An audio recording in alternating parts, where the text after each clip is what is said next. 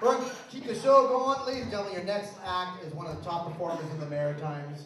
He's toured Ontario. He's been at Just for Laughs. He's been touring around with Glenn Foster, that Canadian guy. Put your hands together for Mr. Peter White.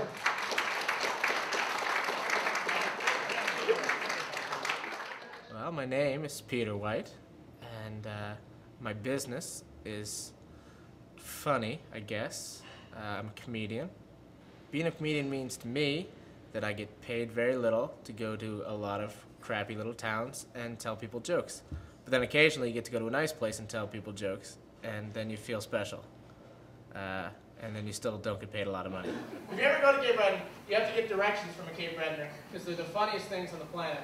I was going to Inverness, like I said, and I called my buddy to get directions because he lived there, and he wasn't home, but his dad was. And his dad's name was Dougie, and these are Dougie's directions from Halifax to Inverness. He goes, drive to Cape Breton, turn left. Drive 50 minutes, turn straight. Drive 50 more minutes, ask for Dougie. And they worked. No, I haven't always been a comedian. I used to be an engineer. Before that I was a kid, and there's very few kid comedians.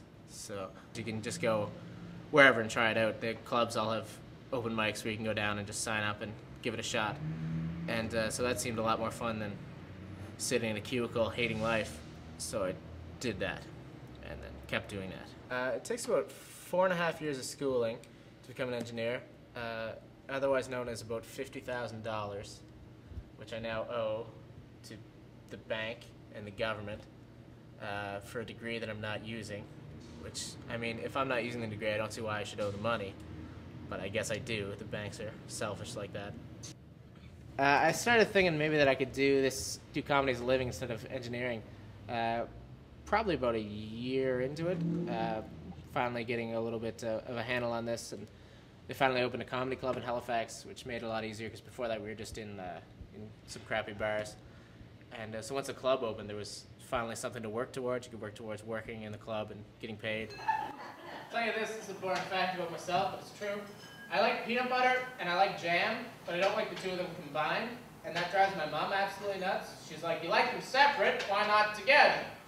And I'm like, well, Mom, I guess I'm just weird like that. Because this happens to me often in life. Like, for example, I like stripping, and I like grandma.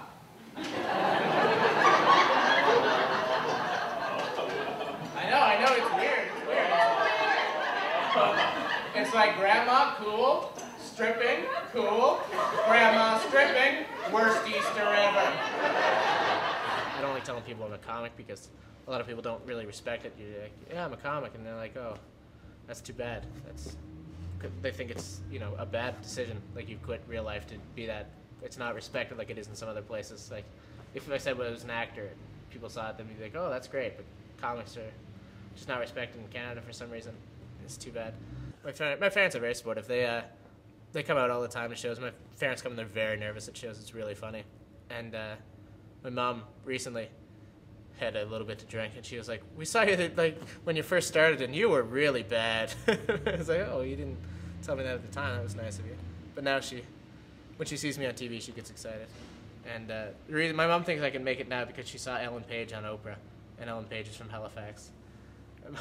She never once told me that, but she called me up and she was like, I think you can do it. I saw Ellen Page on Oprah, and if Ellen Page can be on Oprah, then you can make it too. And that was her reasoning. This is stupid too. We just passed a law in Nova Scotia, you may have heard of it. It says if you sell cigarettes or tobacco products, they've got to be hidden from view in your store. Like, yeah, it's ridiculous. Like, you used to go to the grocery store, you go up to the till and have cigarettes behind it. Now we have to have them hidden in, like, cupboards or something. And they think that's going to curb smoking. Like cigarettes are an impulse item or something. Nobody's walking up to the till going, hey, wow, fuck cigarettes, hey! Hey, check that out, man. I completely forgot about my crippling addiction. Nobody's forgetting about smoking. Find a smoker, hide their cigarette, see if they forget. Kind of a lonely job. It is. You spend a lot of time on the road. You're not making a lot of money. Like, when I was working as an engineer, I had, you know, beautiful apartment and car and hope and savings plans and things like that. And now I'm just kind of working week to week and hoping you get enough to pay rent. And you know, you spend half your time in crappy little places in northern New Brunswick and Newfoundland or wherever you go, and just hoping that you can make enough to pay rent. A lot of people will come up to afterwards and say, great show, and shake your hand, and but mainly guys. And because it's comedy, it's the thing, a lot of people come as couples, and they come and they enjoy themselves and then go home and touch each other, and never you. Would I like it if a couple would want to? I've never had a couple want to touch me, but I think I'd be flattered. I don't think I would do it, or would I? I walked by William Shatner once, and I was gonna go introduce myself to him, and then I realized I don't like anything William Shatner's ever done. I have no reason to like William Shatner, so I really don't need to talk to him at all. Strangest show I've ever done is an easy question to answer. I did do a show this Christmas time. It was a Christmas party, and it was in a lady's house, which is just awkward as anything could be, but it's money, and I needed to get paid, so I went, and she lived in Enfield, Nova Scotia. And she lived on a private road in Enfield, which means I couldn't even look up the directions. Like, I'm trying to type them into Google Maps, and Google's like, fuck, I don't know. Why are you going to Enfield anyway? And it's got to be, on the contract says it has to be clean, Christian-friendly material, which is awkward at the best of times, let alone in somebody's bungalow. And she was like, all right, surprise, and she pulls a little tarp off a like $20 amp and a $5 microphone and says, we have a comic, and then I have to talk to these people with no stage, no lights. They have no idea what's happening, and they don't want to sit through this, and it's awkward for everybody. And so that's how I had to start. I just was like, this is just as awkward for me as it is for you, so just sit there and we'll get through this. The world does need a lot of engineers. The world doesn't necessarily need a lot of comics. I don't think the world needs any Peter Whites. I was kind of born without a work ethic, so it's really hard to be a good engineer if you don't do anything. So I think by default, I'm doing more good as a comic than I was as an engineer. I at least get to make some people happy.